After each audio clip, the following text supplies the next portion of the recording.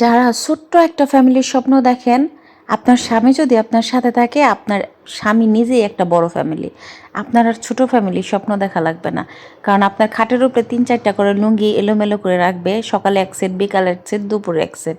আর কোনো দিন লুঙ্গিটা আঙ্গুল দিয়ে উঁচা করে এখান থেকে সেখানে থুবে না। আপনি ভাঁজ করে তার চোখের সামনে লুঙ্গি রেখে দেবেন খাটের উপরে, যাতে সে বাহির থেকে এসে চোখে দেখে। সেদিন সে ওয়ার্ড্রোবে খুঁজবে।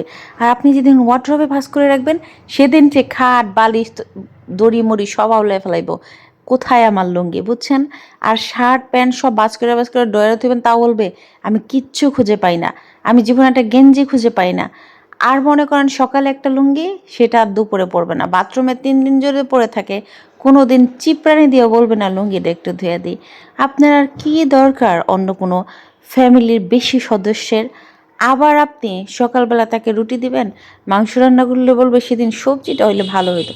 যেদিন সবজি রান্না করবেন সেদিন বলবে মাংস হইলে ভালো হইতো। বিকেলবেলা বলবে বসে রয়েছি দোকানে, তাড়াতাড়ি একটু নাস্তা পাঠাও।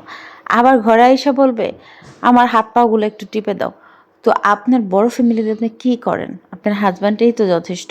আপনি সারাদিন বাচ্চাদের পড়াবেন, রাত্রে যদি আইসা দেখে আপনার নামাজে একটু দেরি হয়েছে, শুরু হয়ে যাবে আমি বাসায় আসলেই সে নামাজে বসে।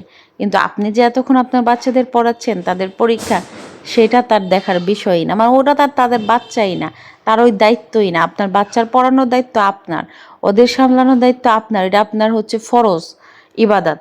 আর পাশাপাশি সব কাজ সুপার ম্যানের মতো সাইডে রেখা সে যখন বাসায় আসবে, তখন আপনি একদম রিল্যাক্সে তাকে দেখাবেন যে আপনার কোনো কাজই জীবন আপনি করেন নাই, আপনার কোনো কাজই আবার বাজার করতে চাইবে না ঠিক মতো, অলসতা করবে। কিন্তু আইসা যাবে তার জন্য প্রতিদিন গরুর মাংসের কালাভুনা করে রাখো।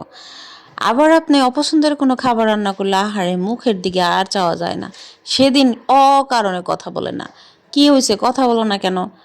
কোনো কথাই বলে না। কেন কথা বলে না সেইটাও বলে না।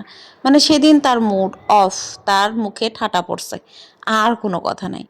তো আপনি সারাদিন বাড়ির কাজ করবেন, সংসারের সব কাজ করবেন, তারপরে তার জন্য সব খাবার দাবার রেডি করে রাখবেন। মানে আপনার শুক্রবার কেন, কোনো বারই জীবনে আপনার ছুটি না। আর যদি কখনো বাপের বাড়ি যাওয়ার কথা শুনে, তাহলেই হয়ে যায় শুরু ঝগড়া। কোনো না কোনো ইস্যু নিয়ে ঝগড়াঝাটি শুরু।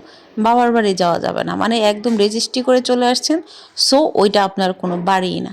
তো যাই হোক, আমি শুনছি কত মানুষের হাজব্যান্ড নাকি রান্না করে, তরকারি কাটে, মাছ কাটে, কারা এরা আমি জানি না।